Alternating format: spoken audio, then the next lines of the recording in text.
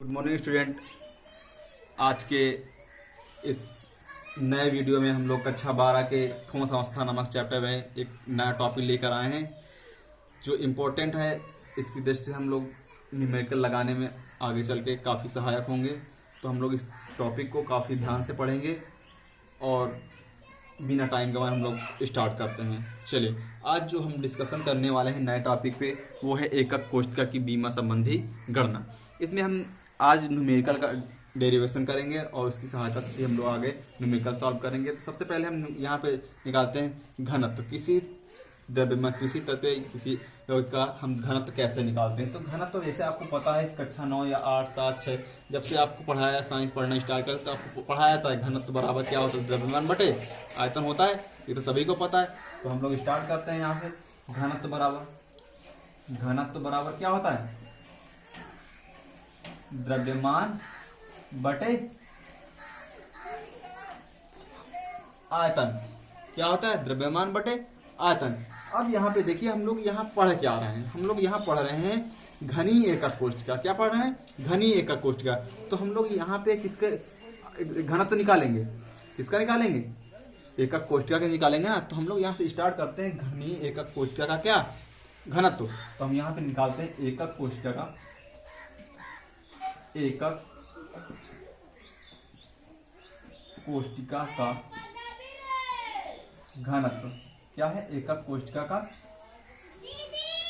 घनत्व। अब यहाँ पे ध्यान दें आगे, घनत्व बराबर क्या होता है, यहाँ पे आगे देखते हैं। यहाँ पे अब यहाँ से ध्यान देंगे और ज्यादा कुछ करने की जरूरत नहीं है। अब जैसे यहाँ घनत्व का है, घनत्व बराबर क्या, द्रव्यमान बटे आयतन। यहाँ किसका निकाल रहे, एकक कोष्ठिका का घनत्व निकाल रहे हैं ना। यहाँ पे हो जाएगा क्या, एकक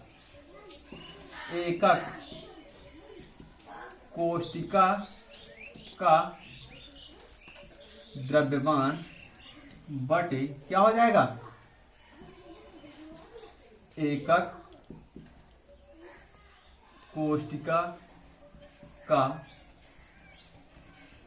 आयतन। सिंपल सी बात है, समझ में आया कि नहीं। क्या होगा, एकक कोष्ठिका का घनत्व बराबर एकक कोष्ठिका का द्रव्यमान बटे एकक कोष्ठिका का आयतन। अब यहाँ से देखिए, हम यहाँ से अब देखेंगे एकक कोष्ठिका का द्रव्यमान कैसे निकालते हैं, वो पहले हम निकालते हैं। तो यहाँ एकक कोष्ठिका का द्रव्यमान देखिए, एकक कोष्ठिका का द्रव्यमान, एकक कोष्ठिका का द्रव्यमान बराबर होता है क्या है, प्रभावी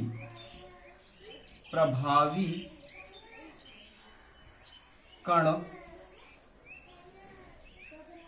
क्या होगा, प्रभावी कण की संख्या, प्रभावी कण की कणों की संख्या गुणे एक कण का द्रव्यमान, एक कण का द्रव्यमान।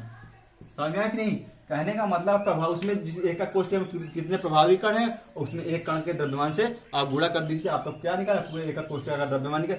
अब यहाँ पे ध्यान देंगे एकक कोष्ठिका का एक कण का द्रव्यमान कैसे निकालेंगे। एक कण का द्रव्यमान हम लोग मोलर द्रव्यमान से निकालते हैं। मोलर द्रव्यमान होता क्या है, तो अब यहाँ पे देखिए ध्यान से देखेंगे। तो यहाँ पे एक कण का द्रव्यमान निकालते हैं। पहले एक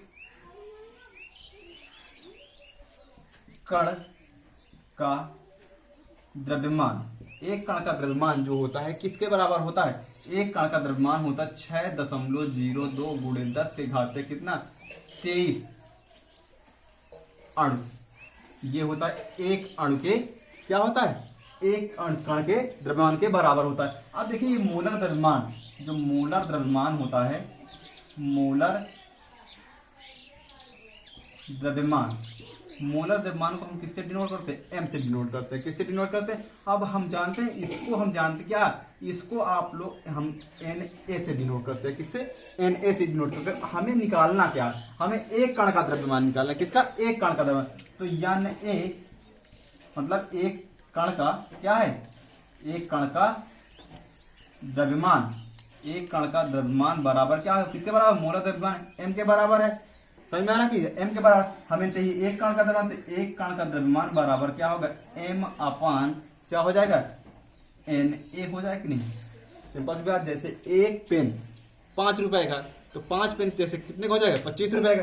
तो वही बात है, बस एक पेन 5 रुपए का, तो 5 पेन कितने, 25 पे। तो Na m/na होगा। इतनी बात समझ में।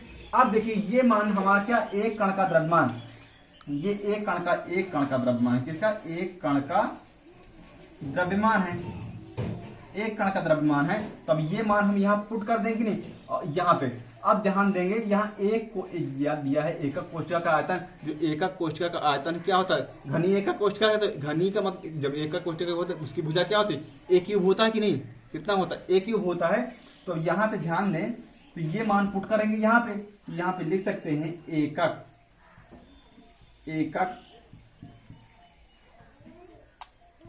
कोष्ठिका का घनत्व, ध्यान दें, एकक कोष्ठिका का घनत्व, एक कण का द्रव्यमान। अब यहाँ पे एक प्रभावी कणों की संख्या कितनी, किससे डिनोट करते हैं, जेड से।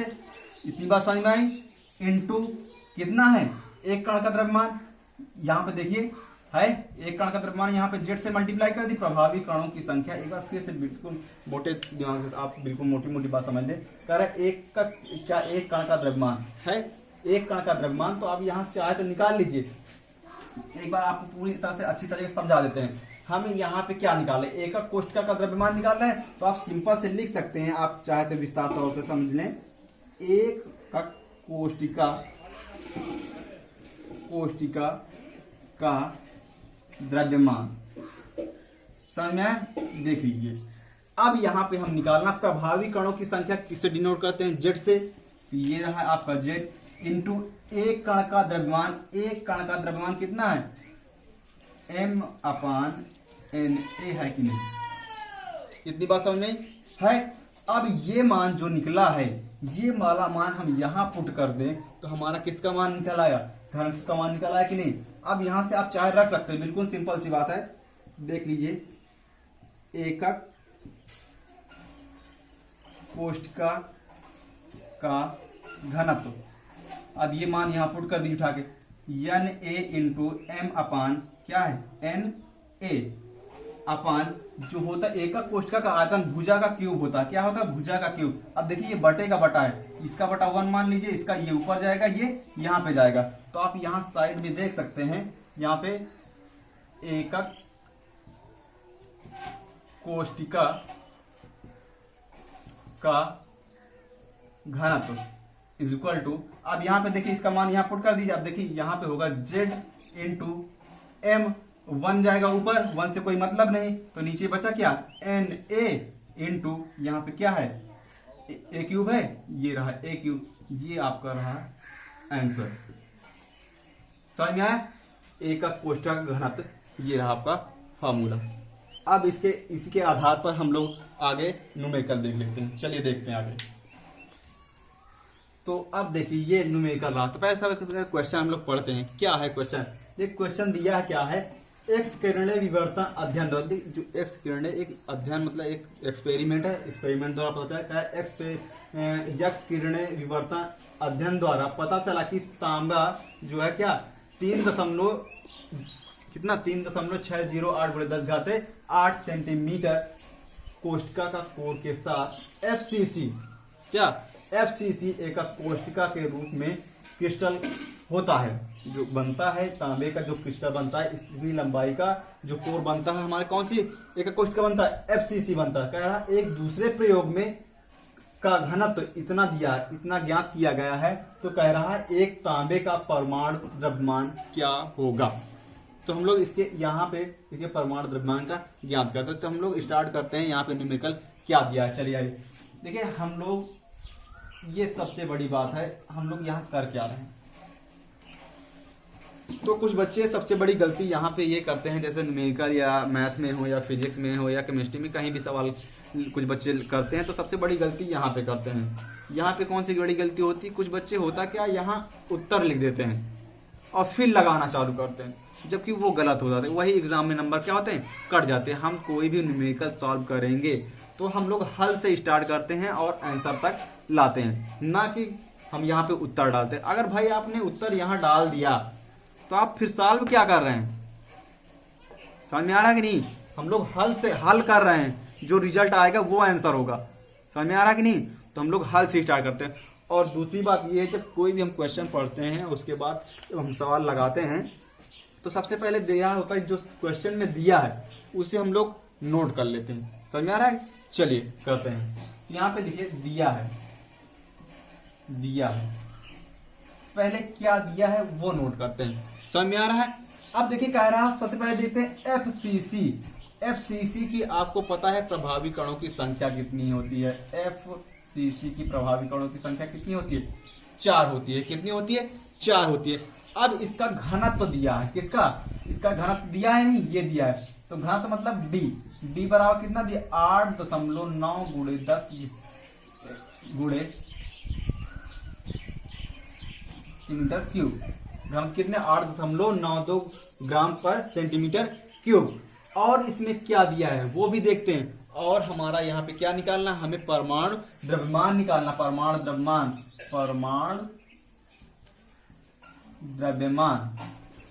द्रव्यमान मतलब m हमें निकालना है। तो आइए चालू करते हैं हम लोग। वही फार्मूला अपना रखते हैं जो भी निकालते हैं। तो क्या होता है? d बराबर घनत्व बराबर क्या होता है? z इंटू m अपान क्या होता है? na इंटू ए क्यूब। अब यहाँ पे हमें क्या निकालना है? द्रव्यमान निकालना है। तो द्रव्यमान यहाँ पे रखिए, तो m बराबर क्या हो जाएगा? देखिए ये गुणे में भाग में है, इधर किस में जाएगा? गुणे में। तो d इंटू na ए क्यूब अपान यहाँ पे क्या होगा? z अपान z। अब हम क्या करें? बस कुछ करना नहीं, बस उठा के सीधा का क्या है, हम लोग यहाँ मान पुट कर देंगे। मान चलिए हम लोग पुट करते हैं। क्या होगा यहाँ पे?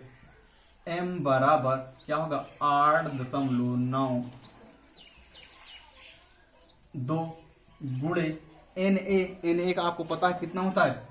6.02 इंटू 10⁻⁻23 अपान इंटू ए क्यूब। अब ये ए का मान भुजा है, हमारा ए का मान यहाँ पे किया है कितना? ये यहाँ दिया है नहीं, मतलब ए का मान तो यहाँ पे रख लीजिए। कितना दिया है? 3.608 गुणे 10⁸ इसका क्या है? होल क्यूब है। अब जेड का मान हमारा कितना दिया है? 4। ये इज इक्वल टू m। अब देखिए यहाँ अगर हम इसको पूरा सॉल्व कर रहे हैं, तो अब जब पूरा सॉल्व करेंगे तो कितना? 63.1 क्या हो? 63.1 ग्राम पर मोल। ये रहा इसका क्या? m। समझ में आया कि नहीं? एक बार फिर से ध्यान देंगे। जो सवाल में दिया उसे पहले आप लिए एफसीसी एक कोष्ठ का एफसीसी प्रभावी कणों की संख्या कितना दिया? 4 होता है। ये आपको पता है। डी आपका घनत्व तो दिया है। ए आपका ए का भी मान दिया है, यहाँ पे दिया है कि नहीं? भुजाग जो कोर जितने बना है ए का मान दिया है।